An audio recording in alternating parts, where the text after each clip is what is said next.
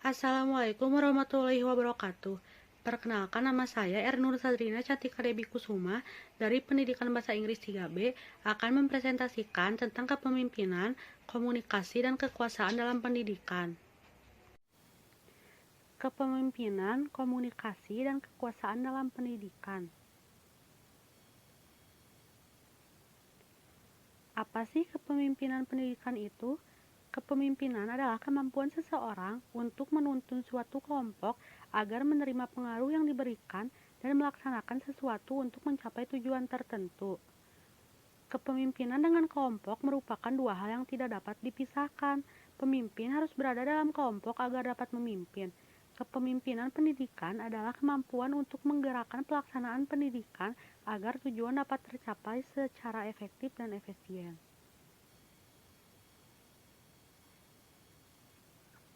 Fungsi pemimpin pendidikan. Fungsi utama pemimpin dalam pendidikan adalah sebagai berikut. Pertama, pemimpin menciptakan suasana persaudaraan dan kerjasama yang nyaman.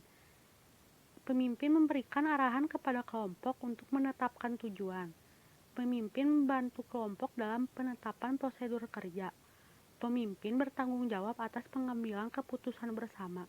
Pemimpin harus mempertahankan keberadaan kelompok.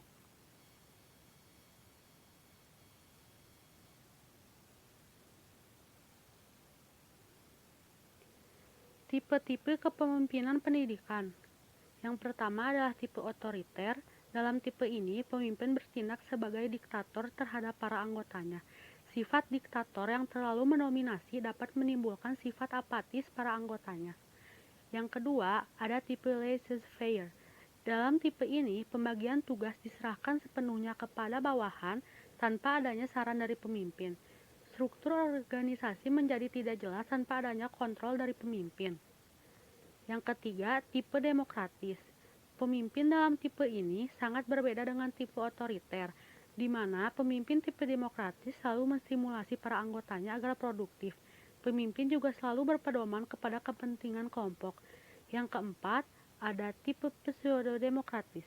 Tipe ini merupakan manipulasi diplomatik, di mana pemimpin terlihat bersikap demokratis di permukaan yang nampak pada dunia luar, padahal sebenarnya dalam kelompok bertindak seperti diktator.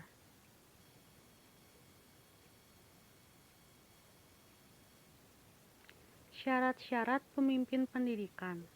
Demi terciptanya keharmonisan dalam kelompok serta tercapainya tujuan yang diharapkan, maka seorang pemimpin harus memiliki persyaratan yang menyangkut jasmani, rohani, dan moral, yaitu sederhana dan rendah hati, suka menolong, sabar dan memiliki kestabilan secara emosional, percaya diri, jujur, adil dan dapat dipercaya, memiliki keahlian dalam memimpin kelompok.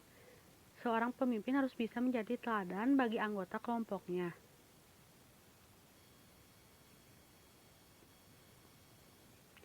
Keterampilan yang harus dimiliki pemimpin. Keterampilan dalam memimpin. Pemimpin harus menguasai cara-cara kepemimpinan, menyusun rencana bersama anggota, mengajak anggota untuk aktif berpartisipasi, serta menjaga komunikasi dalam kelompok. Keterampilan dalam hubungan insani. Hubungan insani merupakan hubungan antar manusia. Ada hubungan fungsional, ada juga hubungan personal. Intinya adalah hubungan fungsional dan hubungan personal harus saling menghargai, pemimpin dan bawahan harus saling menghargai. Keterampilan dalam proses kelompok. Inti dari keterampilan ini adalah pemimpin harus mengetahui bagaimana cara meningkatkan partisipasi anggota kelompok agar anggota kelompok dapat menunjukkan potensi secara maksimal.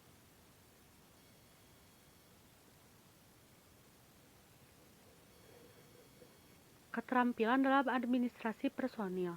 Administrasi personil mencakup kesanggupan yang dimiliki para anggota kelompok. Inti dalam keterampilan ini adalah pemimpin harus selektif dalam memilih anggota yang paling sesuai dengan tugas dan pekerjaan yang akan dilaksanakan untuk mencapai tujuan bersama. Seleksi ini dilakukan atas dasar kesanggupan dan keahlian para anggota kelompok. Keterampilan dalam menilai.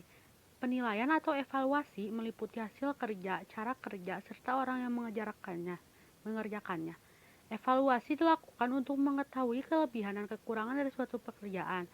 Hal terpenting yang harus diperhatikan oleh pemimpin dalam mengevaluasi pekerjaan, yaitu pemimpin harus menilai secara objektif, bukan subjektif.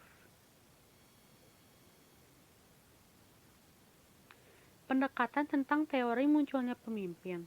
Teori pertama menyatakan bahwa seseorang menjadi pemimpin karena memang dia ditakdirkan dan dilahirkan untuk menjadi pemimpin. Itu artinya hanya orang yang mempunyai bakat saja yang dapat menjadi pemimpin. Teori pertama ini disebut teori genetis.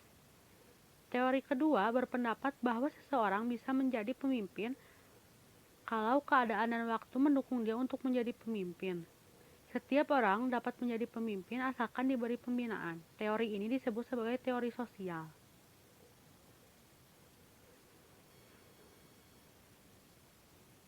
Teori ketiga adalah gabungan dari teori genetis dan teori sosial, di mana calon pemimpin perlu bakat. Namun, bakat tersebut juga perlu dibina agar menjadi lebih baik.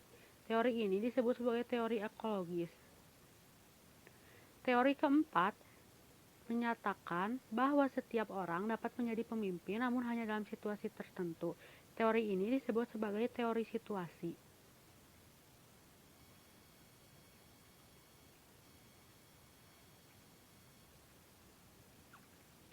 Pendekatan dalam mempelajari kepemimpinan pendidikan. Yang pertama ada human relation skill. Human relation skill adalah kemampuan untuk bekerja sama dengan bawahan secara kooperatif dan menyenangkan. Technical skill. Technical skill adalah kemampuan pemimpin dalam mengaplikasikan ilmu dan pengetahuannya ke dalam pelaksanaan yang bersifat operasional.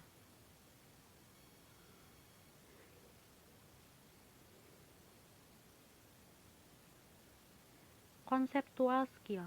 Conceptual skill adalah kemampuan seorang pemimpin untuk melihat gambaran sesuatu hal secara keseluruhan, serta kemudian merumuskan, mengambil keputusan, dan membuat kebijakan. Keterampilan ini disebut juga sebagai managerial skill. Pendekatan sifat atau trace approach. Pendekatan sifat ini didasari oleh pemahaman bahwa karakteristik dan kondisi fisik pribadi penting bagi kesuksesan pemimpin. Sifat pokok dalam pendekatan ini adalah sebagai berikut. Kondisi fisik meliputi energi, tegap, dan kuat. Latar belakang sosial yaitu berpendidikan dan berwawasan luas. Kepribadian yaitu adaptif, emosi stabil, serta kooperatif. Pendekatan keperilakuan atau behavioral approach. Pendekatan ini berpandangan bahwa kita dapat mempelajari kepemimpinan dari pola tingkah laku. Pendekatan keperilakuan memiliki dua aspek kepemimpinan, yaitu fungsi kepemimpinan dan gaya kepemimpinan. Kemudian, gaya kepemimpinan itu dikategorikan sebagai task-oriented dan employee-oriented. Pendekatan kontingensi atau situasi. Pendekatan ini menghasilkan beberapa model kepemimpinan. Beberapa di antaranya adalah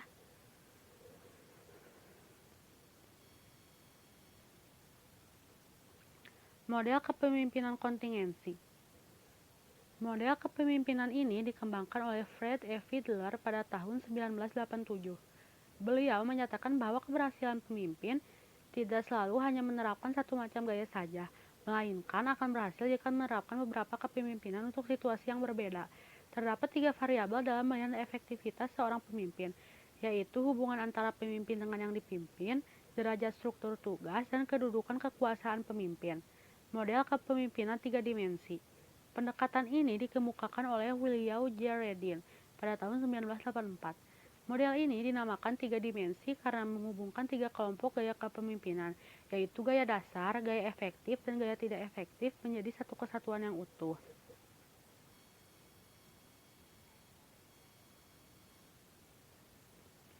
Teori kepemimpinan situasional.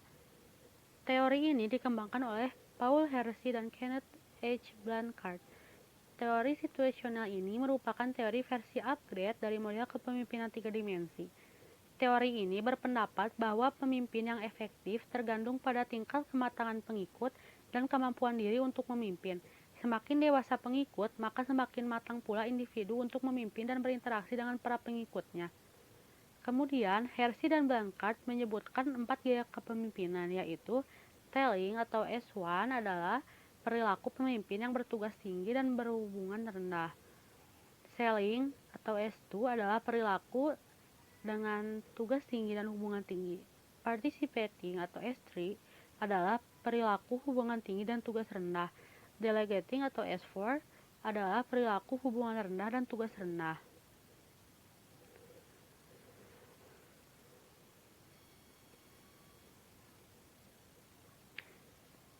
Siapa yang disebut pimpinan pendidikan? Setiap orang yang memiliki kemampuan untuk mengajak, membimbing, dan mengkoordinasikan staf pendidikan lainnya ke arah peningkatan mutu pendidikan yang lebih baik, maka dia tergolong sebagai pemimpin pendidikan. Pemimpin pendidikan bersatu sebagai pemimpin resmi yang biasa disebut status leader atau formal leader. Kepemimpinan resmi ini dimiliki oleh seorang yang memiliki posisi dalam struktur organisasi pendidikan. Misalnya, kepala sekolah masuk dalam kategori pemimpin resmi dilihat dari segi posisi dan sistem pengangkatan.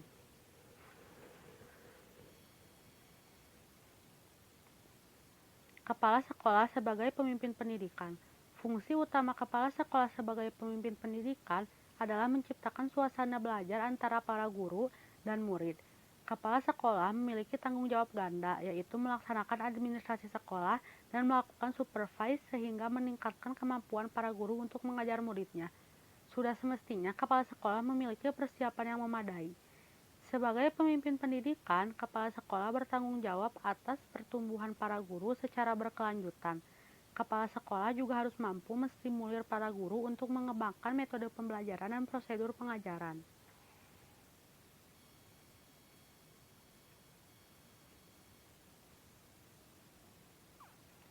Model-model kepemimpinan dalam pendidikan.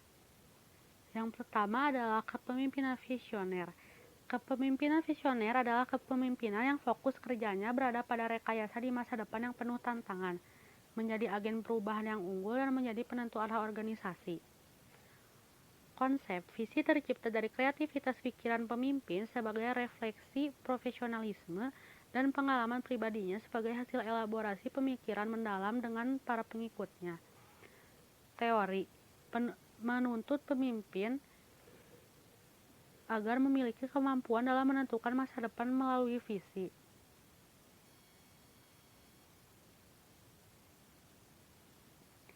Langkah penciptaan visi tercipta dari hasil kreativitas pikiran pemimpin dan perumusan visi dirumuskan secara jelas dan tegas agar menjadi komitmen semua personil. Transformasi kemampuan membangun kepercayaan melalui komunikasi yang efektif serta intensif dalam upaya berbagi pandangan.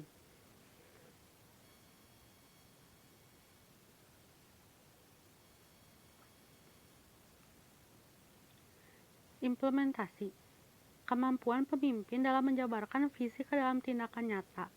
Pada era pasar bebas di abad ke-21 ini, pendidikan harus mengantisipasi berbagai tuntutan, yaitu sekolah diharapkan dapat menyelenggarakan program yang lebih humanis, persaingan tenaga kerja yang lebih global, pendidik harus mampu menyiapkan hasil didik yang kompeten, kurikulum sebagai pedoman penyelenggaraan program studi harus dapat menjaga keserasian antara program dengan antisipasi masyarakat dan negara.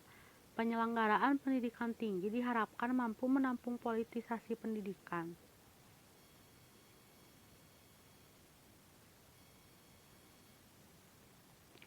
Adapun beberapa sifat visioner yaitu berorientasi pada pelayanan, memancarkan energi positif, mempercayai orang lain, hidup seimbang, melihat hidup sebagai petualangan, sinergistik, selalu memperbaharui diri agar mampu meraih prestasi yang tinggi. Kepemimpinan transformasional. Landasan teori didasari oleh pemikiran Base yang menyatakan bahwa tingkatan kepemimpinan transformasional diukur dalam hubungannya dengan efek pemimpin terhadap para pengikutnya. Definisi kepemimpinan yang memiliki visi ke depan dan mampu mengidentifikasi perubahan lingkungan serta mampu mentransformasi perubahan ke dalam organisasi.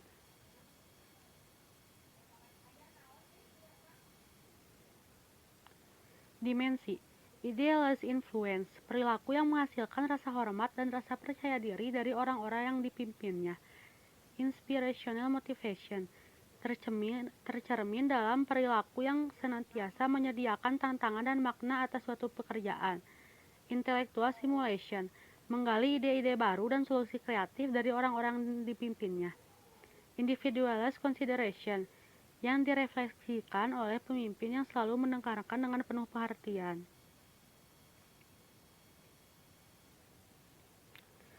Perbandingan antara transforming, transformasional, dan transaksional. Transforming adalah kepemimpinan yang memiliki kesadaran sendiri tentang emosionalnya. Transformasional adalah seseorang yang mampu meningkatkan motivasi dan komitmen bawahan terhadap kelompok tanpa menghiraukan efek negatifnya. Pemimpin transaksional bekerja dalam situasi yang bersifat birokratis mekanistis.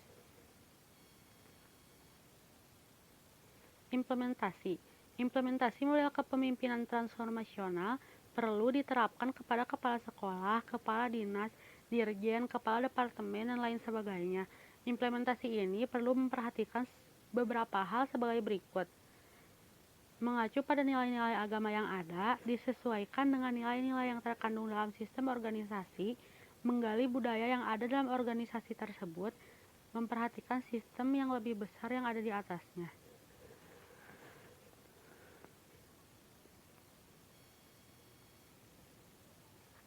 Kritisi.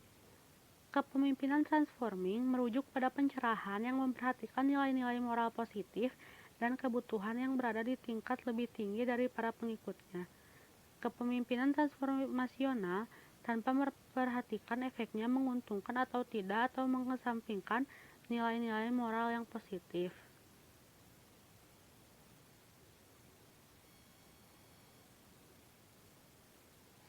Terima kasih. Sekian presentasi dari saya. Mohon maaf bila ada kesalahan.